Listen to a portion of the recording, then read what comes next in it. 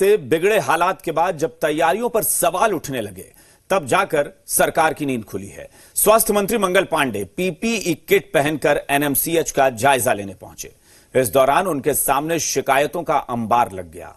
संभव है कि अब उन्हें जमीनी हकीकत का अंदाजा हो गया होगा, लेकिन यह हकीकत तो सिर्फ एक अस्पताल की ही नहीं है, बल्कि पूरे स्वास्थ्य व्यवस्था की यह सच्चाई है। उसे कैसे दूर करेंगे? बड़ा सवाल यही है।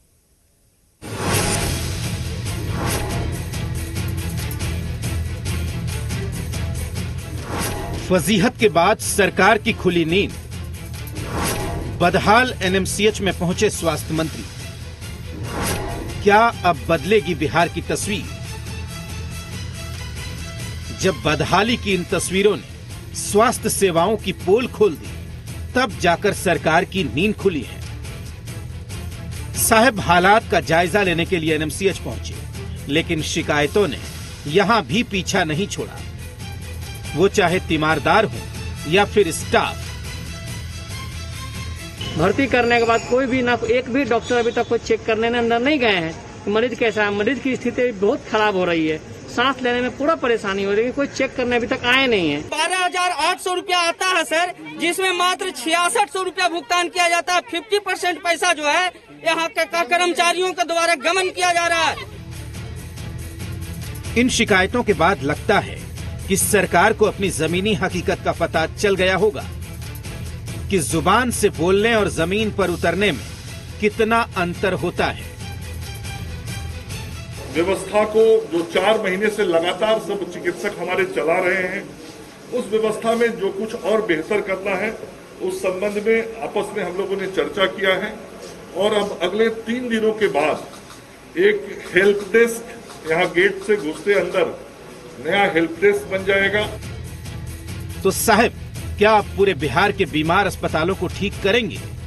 क्योंकि शिकायतें सिर्फ राजधानी के अस्पतालों से नहीं आ रही हैं, बल्कि दूसरे जिलों का हाल भी बदहाल है। यकीन न हो तो देख लीजिए। आप देख सकते हैं बाहर की ग्रिल खुली हुई है, लेकिन अंदर ताला लगा हुआ है।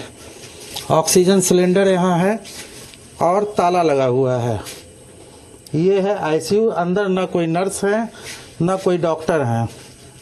आईसीयू की व्यवस्था ये है कि यहाँ कोई नहीं है। हालात बस इतने ही खराब नहीं है, बल्कि अस्पताल के कर्मी भी कम संसाधनों को लेकर परेशान हैं। पीपीई किट है नहीं तो फिर इलाज कैसे करेंगे? अगर पेशेंट आ जाए तो कैसे देखिएगा? आप तो लुंगी पहन के सोए हुए हैं। कपड़ा है जी, वो तो है, लेकिन आपका ड्यूटी तो वहाँ चैम्बर में होना चाहिए जी। चैम्बर में रहना चाहिए, इमरजेंसी नाइट ड्यूटी। तो साहब नींद से जागिए और जमीन पर हकीकत का पता लगाइए, क्योंकि जमीन पर ही जनता रहती है और विपदा की इस घड़ी में जनता को कम से कम भगवान भरोसे मत छोड़िए। मुजफ्फरपुर से अरुण के साथ नवजीत, जी मीडिया,